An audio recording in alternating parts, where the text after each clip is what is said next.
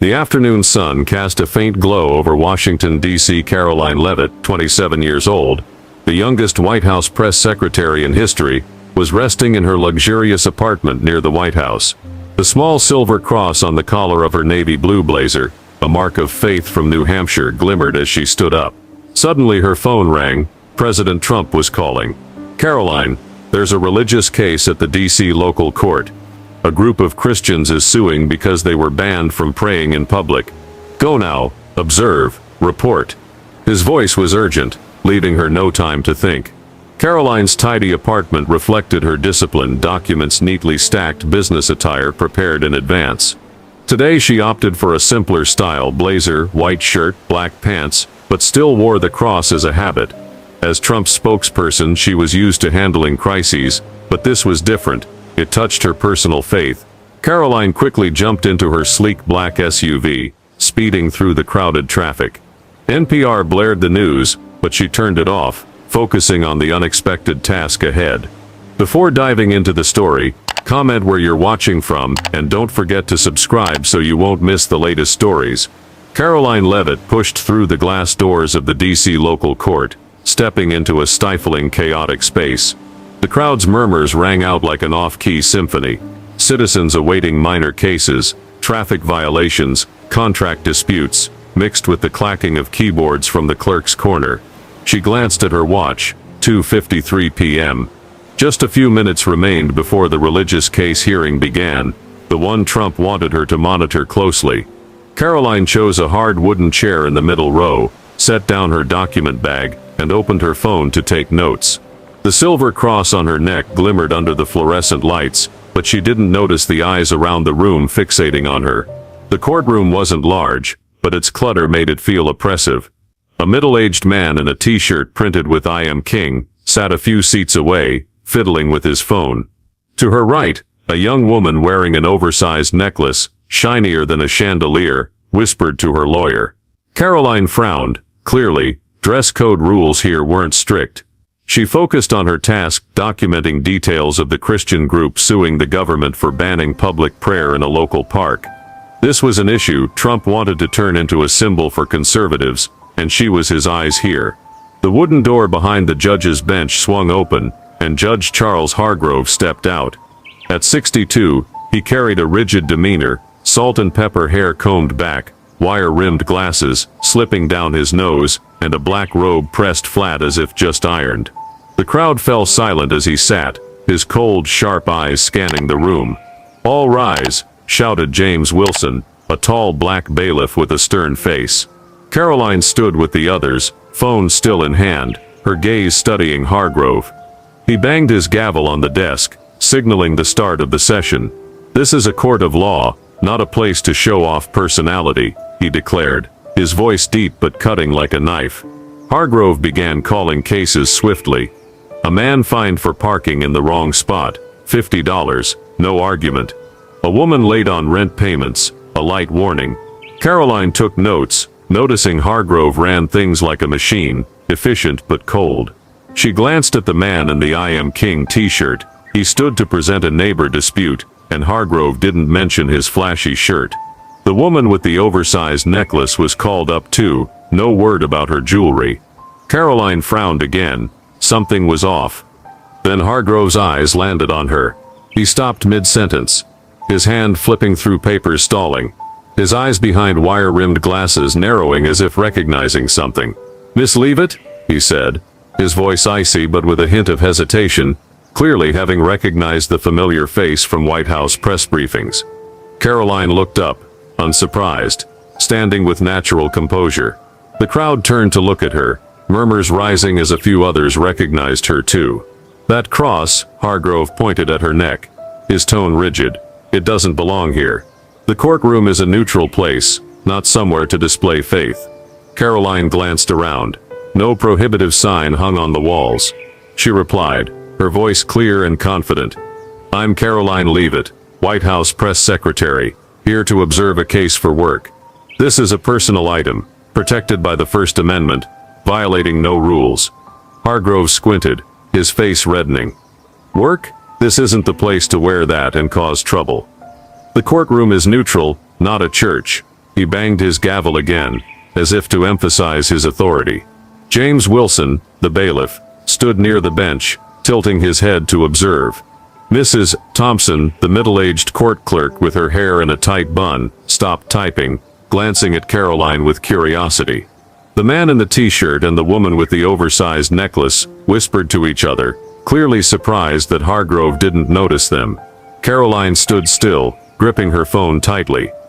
She realized instantly, Hargrove wasn't just targeting her, but the cross itself, a symbol he seemed to despise. "Sir, I have the right to wear it under the First Amendment," she said, her voice calm but firm. Hargrove cut her off immediately. "Don't lecture me on the law. Step up to the bench, now." The crowd held its breath. Karoline took a deep breath, stepping up to the defendant's stand, her heels clicking lightly on the old wooden floor of the D.C. local court. The room fell silent, all eyes fixed on her. The silver cross on her navy blazer collar glimmered under the lights, like a small flame amid an approaching storm. Judge Charles Hargrove sat elevated, his eyes behind wire-rimmed glasses narrowing further, his face growing red with anger. "So what are you doing here with that thing, Miss Leavitt?" he asked, his voice low but sharp as a razor, clearly trying to maintain an air of authority.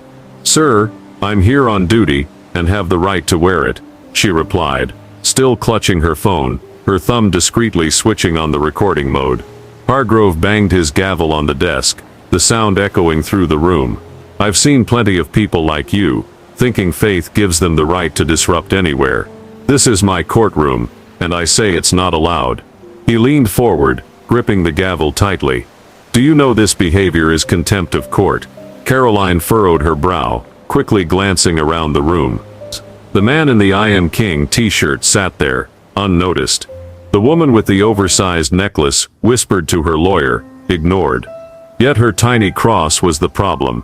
"Sir, I'm not disrupting anything," she replied, her voice still steady. "I'm here for work, and my attire doesn't affect anyone.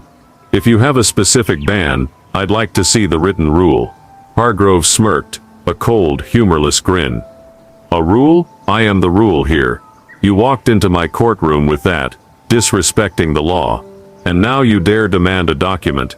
He banged the gavel again, so hard that Mrs. Thompson, the clerk, stopped typing and looked up with concern. The crowd began to murmur. An older man in the back row shook his head, whispering to his neighbor, "That necklace over there's bigger, why's no one saying anything?" James Wilson, the bailiff, stood near the bench, tilting his head to observe. He'd worked here 15 years, and Hargrove's focus on Karoline felt familiar, not the first time he'd seen this bias. Karoline took a deep breath, knowing a direct argument wouldn't sway Hargrove. She chose the long game. "Sir, if I've broken a rule, I have the right to a clear explanation," she said, her hand subtly adjusting her phone to ensure the recording didn't stop.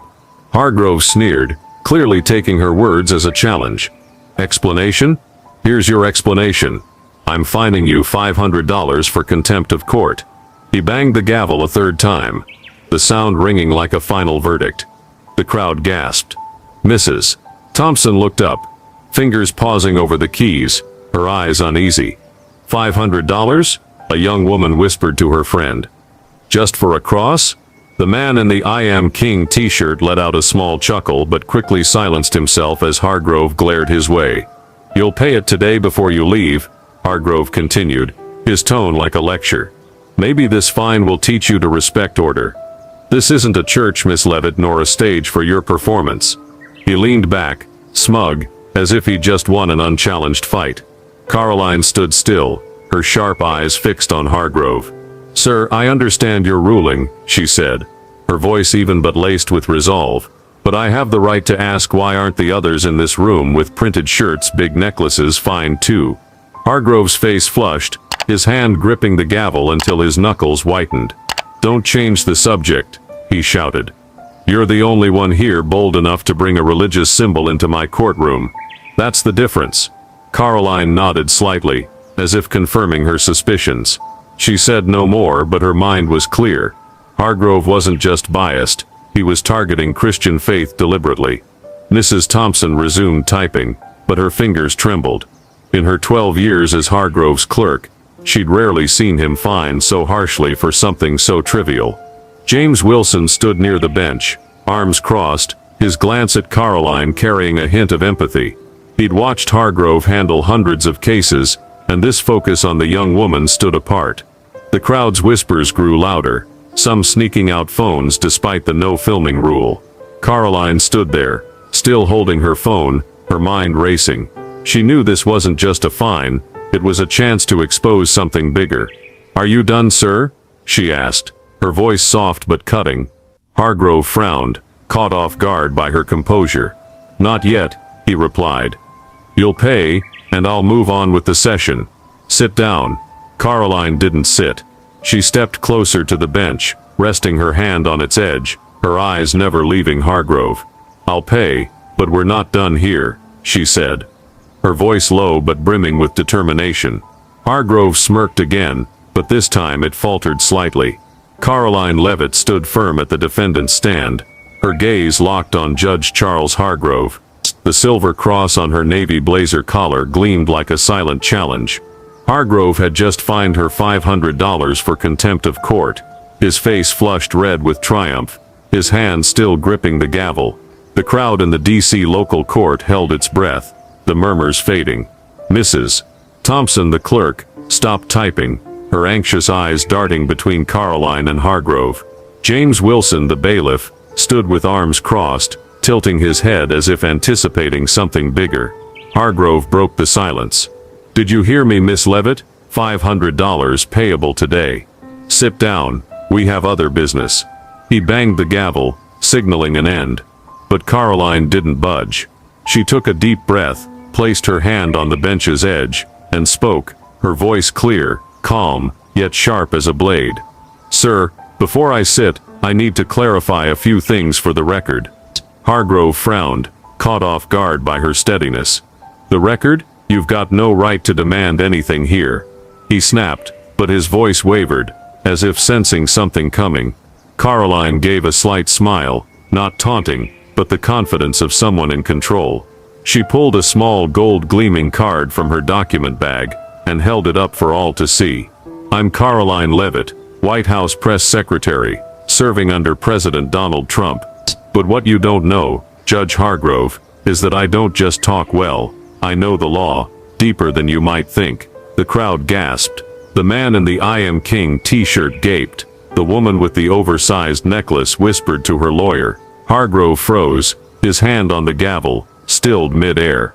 "That doesn't change the fact that you broke my rules," Hargrove muttered, his voice fading. But Karoline didn't let him regain his momentum. She stepped closer to the podium, her voice echoing throughout the room. "Your rules, or your personal bias? I'm here on the president's orders to observe a religious case, a group of Christians suing for their right to pray in public. This cross," she pointed to her neck, "is my religious freedom protected by the First Amendment. You fined me for it, but do you know what the law says?" Hargrove's face reddened, trying to push back. "I don't need you teaching me the law. This is my courtroom and I decide." Karoline cut him off, her voice firmer than ever. "You're wrong, sir. The law isn't yours alone.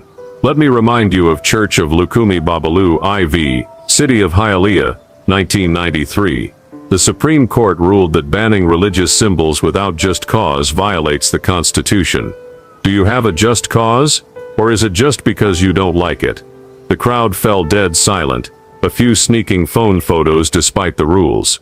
Hargrove opened his mouth but found no words. Mrs. Thompson held her breath, fingers hovering over the keys. James Wilson nodded slightly, eyes alight. He'd seen many cases but never a defendant flipped the script this fast.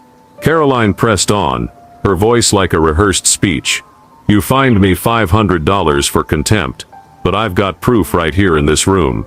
That man," she pointed to the "I Am King" t-shirt wearer, "wears a printed shirt clearly against dress code, yet you said nothing."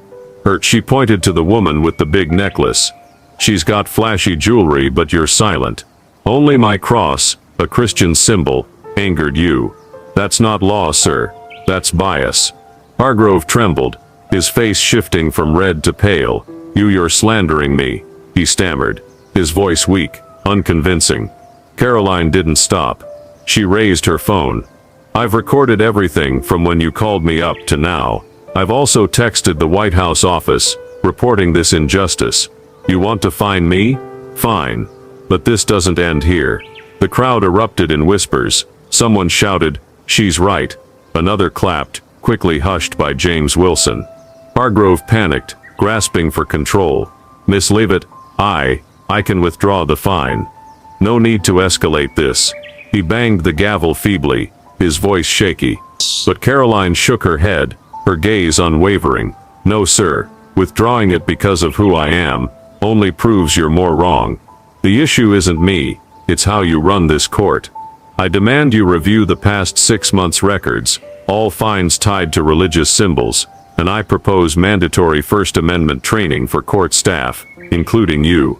The courtroom exploded. The older man in the back stood, clapping, yelling, "That's right." A young woman whispered, "Who is she?" "Amazing, Mrs. Thompson," typed furiously, capturing every word, her eyes gleaming as if witnessing history. James Wilson smiled discreetly. He'd known she was special from the start. Hargrove slumped into his chair, face ashen, hands trembling on the gavel. He looked at Karoline, truly seeing her for the first time, not as a defendant, but as a formidable foe. "You think I'm just a spokesperson," Karoline said, her voice low but powerful. "But I've worked with President Trump through countless lawsuits, from elections to policy. I taught myself law to defend him, and now I'm using it to defend myself, and others. You just made a big mistake, Judge Hargrove." She placed her White House card on the bench, stepped back, her eyes never leaving him.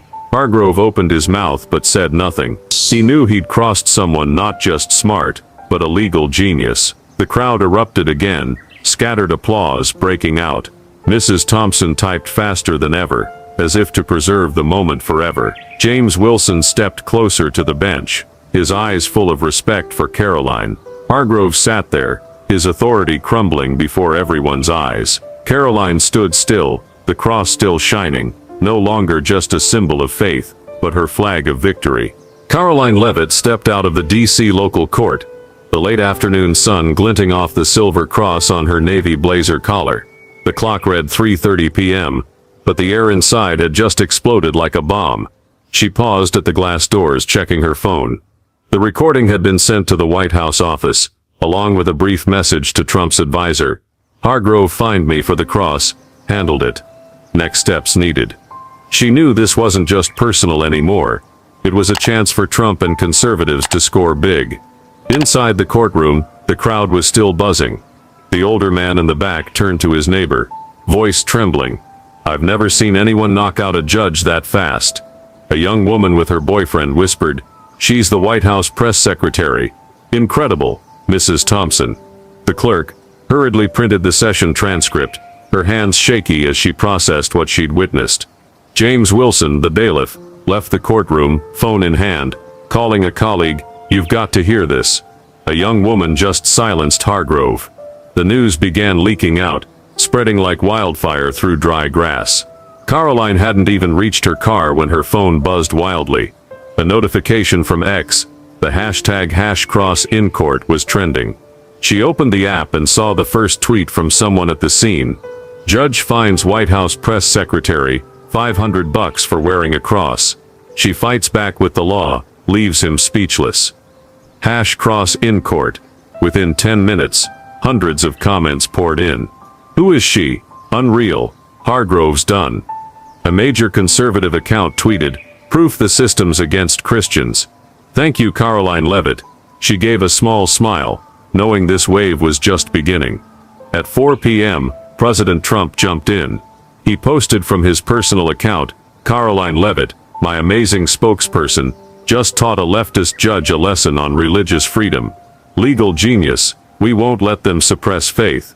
The tweet racked up over 50,000 retweets in 30 minutes. Conservative outlets like Fox News pounced, running headlines. "White House press secretary faces off with judge over cross and wins big." Karoline got a call from Trump's senior advisor. "You did great," his voice beamed. "The president wants this amplified. Prep a statement." Meanwhile, Charles Hargrove sat alone in his office behind the bench, dim light casting shadows on his pale face. His phone rang non-stop. DC Judicial Council, reporters, even old colleagues. He silenced it, hands trembling as he held a cold coffee mug. The clash with Karoline hadn't just humiliated him in front of the crowd. It was spreading across the city. He muttered, "She's just a young girl. How did this happen?" But deep down, he knew he'd collided with something bigger than himself. Mrs. Thompson, still at the courthouse, couldn't stay quiet. She called a friend at a local paper, voice low but firm. "I've worked with Hargrove 12 years. He always targets religious symbols, especially Christian ones. That girl today was right. I've got notes to prove it." She pulled a small notebook from her drawer, filled with entries of similar cases. People fined heavily for crosses, warned for Islamic badges, while slogan tees and flashy jewelry got a pass. She knew she was taking a risk, but after today, silence wasn't an option. James Wilson took action too. He met colleagues in the courthouse break room, recounting the event with emotion. "I counted at least 20 times Hargrove fined people for religious symbols this year. Rude t-shirts." He laughs it off. Leavitt exposed what we all knew but wouldn't say. A colleague nodded. "I'll call the press. This needs to be out there." By 5 p.m., a Channel 7 news reporter stood outside the courthouse, filming live. Today, White House Press Secretary Karoline Leavitt was fined $500 for wearing a cross in court. She fought back, and now the city's buzzing. On X, #cross in court soared past 100,000 mentions. People shared their own Hargrove stories. "He fined me $200 for a prayer badge last year. I saw him scold a mom for a cross in a divorce case." A big account posted a short video someone secretly filmed in court. Karoline holding up her White House card, her voice ringing out strong. The clip went viral, hitting 1 million views in hours.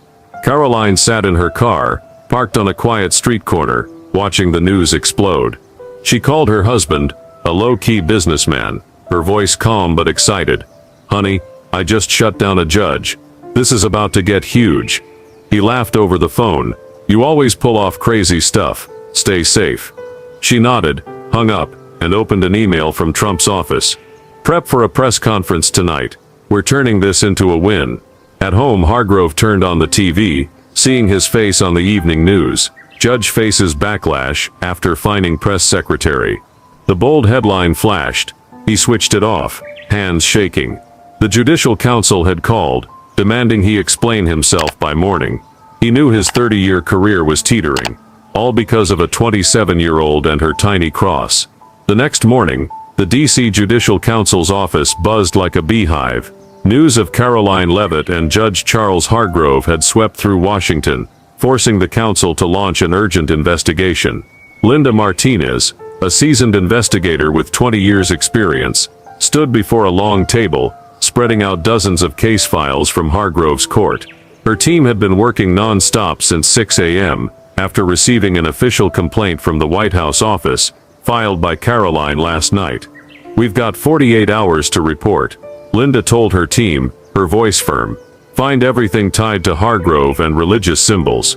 Karoline, meanwhile, sat in her White House office, prepping for tonight's press conference at Trump's command. She reviewed the courtroom recording, sending another email to his advisor. "I've got data from X, hundreds accusing Hargrove of bias. Push this hard." Her phone buzzed constantly, messages from lawyers, reporters and supporters. A law student wrote, "You inspire me. Hargrove fined my mom for a cross once." Karoline smiled, knowing this was no longer just her fight. It had reached thousands. At the courthouse, Mrs. Thompson entered the investigation room, clutching her small notebook. "I've tracked 12 years with Hargrove," she told Linda, her voice shaky but resolute. "He always targeted religious symbols, crosses, hijabs, anything stand out. But crude shirts or loud jewelry, he let them slide." Linda flipped through the notebook, spotting dozens of cases. September 14th, 2024, man with cross, fined $300 for disruption. October 20th, 2024, Muslim woman with hijab, fined $200 for inappropriateness. Linda frowned. "This is gold. Thank you." James Wilson showed up too, offering a handwritten statement. "I've been a bailiff there 15 years, he said. "Hargrove fined people with religious symbols, 3 times more than other violations. I counted once in a day. He hit 5 people for crosses, but ignored 3 in vulgar shirts." Linda jotted notes fast, her team cross-checking with official records. The data soon emerged. Over the past year, 70% of religious symbol fines targeted Christians, averaging $250, double the penalty for other dress code breaches. Charles Hargrove, meanwhile, sat in his home office, facing the council via Zoom. "I didn't mean to be biased," he said, his voice weak, hands cradling his head. Linda presented the data. "Mr. Hargrove, records show you fined people wearing crosses 80% more harshly than similar violations. How do you explain that?" Hargrove fell silent, eyes downcast. He recalled Karoline, her steely voice, her sharp reasoning about the First Amendment. "I didn't realize," he mumbled. "I thought I was maintaining order." By noon, Linda's preliminary report was complete. "This isn't just Hargrove," she told the council. "We found 3 other DC judges with similar tendencies, though milder.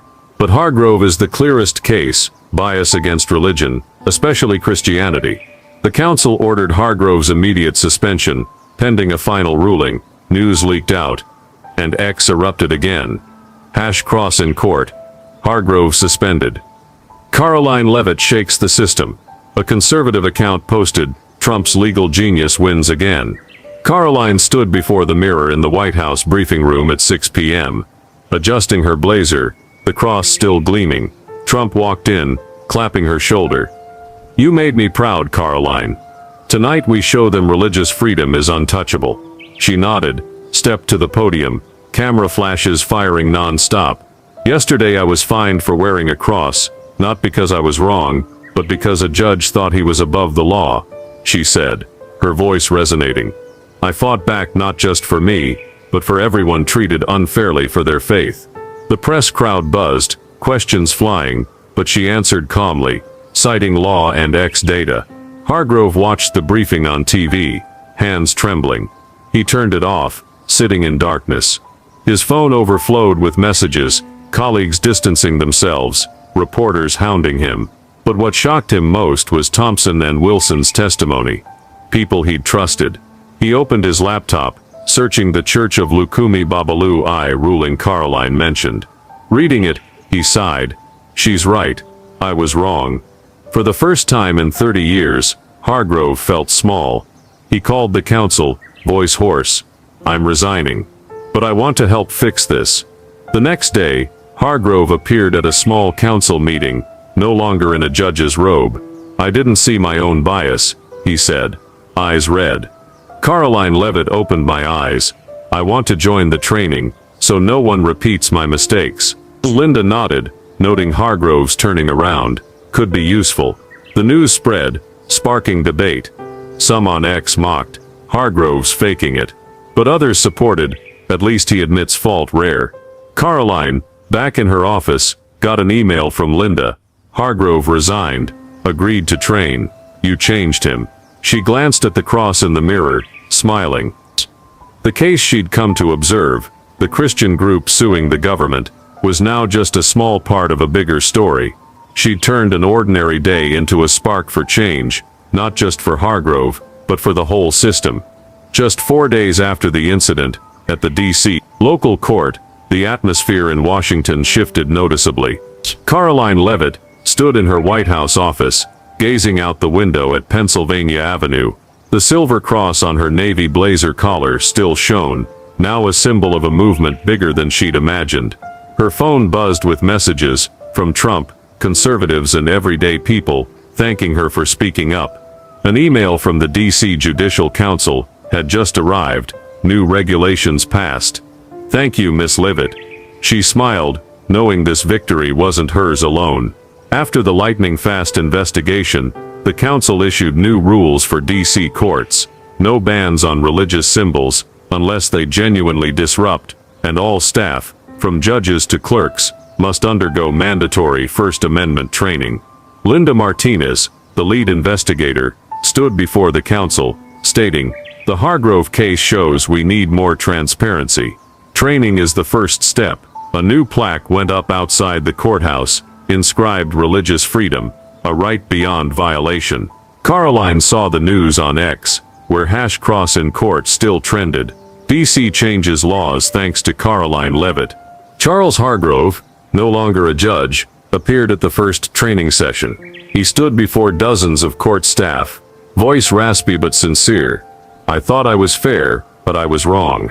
Karoline Leavitt taught me to look at myself. Don't let bias blind you. The crowd was quiet, some nodding. Mrs. Thompson, now appointed to oversee the court's transparency program, sat in the front row taking notes. James Wilson, leading training for court bailiffs, added, "We're the eyes and ears here. If we see injustice, we speak up." Hargrove watched them, knowing he was making amends, a small but necessary step. Karoline hung the $500 fine receipt in a glass frame on her White House office wall. It wasn't just a memento, it was a reminder of one person's power to stand up. Trump walked in, clapping her shoulder. "You're a star, Karoline. The religious freedom crowd loves you, and so do I." He laughed heartily, voice booming. "We just won big, keep the momentum going." She nodded, prepping for her next speech at a conservative event in Virginia, where thousands waited to hear the White House's legal genius. The incident's impact stretched beyond DC. States like Texas, Florida, and Ohio began reviewing their own court rules. Texas's governor tweeted, "Thanks to Karoline Leavitt for reminding us about religious freedom, Texas will follow." A group of Florida lawyers filed for similar training, citing #cross in court. On X, people posted photos wearing crosses, Islamic badges, or Buddhist bracelets, captioned, "My freedom, no one can ban it." Karoline read these posts, pride swelling. She hadn't expected one courtroom moment to ignite such a movement. The next day, Karoline stood on a stage in Virginia before a crowd of 5,000 waving religious freedom banners. "That day, I just wanted to do my job," she said, voice carrying over the speakers. "But when a judge fined me for my faith, I couldn't stay silent. This isn't just my win, it's ours." The crowd roared with applause, some shouting, "Karoline for president." She smiled, waving, camera flashes popping. The cross gleaming on her neck became a viral image across social media, dubbed by the press as the symbol of resilience. Back in D.C., Mrs. Thompson oversaw new record keeping, every fine now detailed and checked monthly for bias. James Wilson trained young bailiffs, stressing, "Don't be afraid to speak out." Leavitt did, and so must we.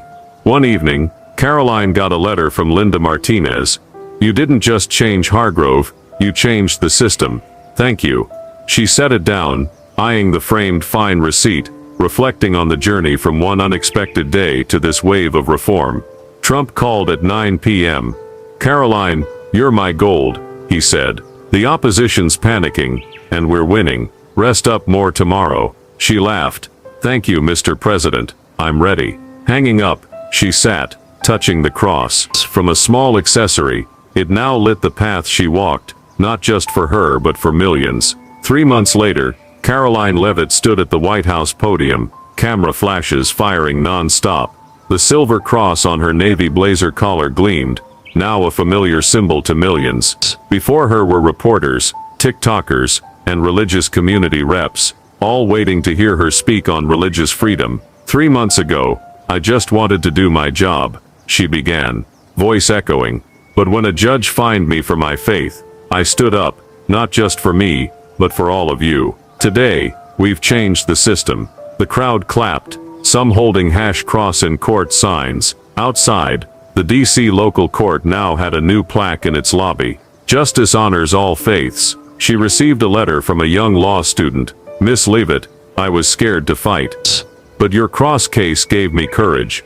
I'm starting a free clinic for people discriminated against for faith. Thank you." Karoline read it before her mirror that night, smiling, knowing she'd inspired the next generation.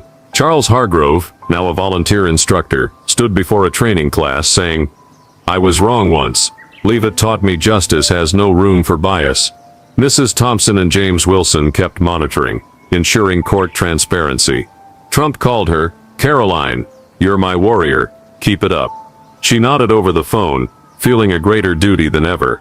Karoline stepped onto the White House balcony, gazing at DC under the sunset. The cross in her hand wasn't just a keepsake. It was the flame she'd ignited, spreading from a small courtroom across America. "Freedom doesn't come free," she whispered. "It takes fighters." A message arrived. The Judicial Council wanted her to lead a national reform commission. She smiled, ready for the next challenge. From one unexpected day, she'd reshaped laws, inspired others, and proved one person, one belief can shake the world. The story judge finds Karoline Leavitt for wearing a cross, only to discover she's a legal genius, reflects real tensions in today's U.S. society, especially the clash between personal freedom and systemic power. In the current climate, debates over religious liberty, judicial bias, and social media's sway are commonplace. Karoline's fining, by Judge Hargrove for her cross, mirrors how some public officials impose personal views on the law, a pattern Americans see in lawsuits over religious symbols at schools or public spaces. Her counterattack, grounded in the First Amendment and the Church of Lukumi Babalu I precedent, reminds us the Constitution remains a strong shield for freedom, even against injustice. The #cross in court hashtag, exploding on X and Trump's backing show the power of social media and political leadership in amplifying individual voices, a trend widespread in 2025 America. The lesson isn't just to stand against wrong, it's how to use knowledge, community, and tech to drive change. Karoline didn't just argue with Hargrove, she recorded, cited law, and rallied a network from the White House to the public. This teaches us in modern America, where power can be misused, you need evidence like her recording, know your rights through legal arguments, and harness public support.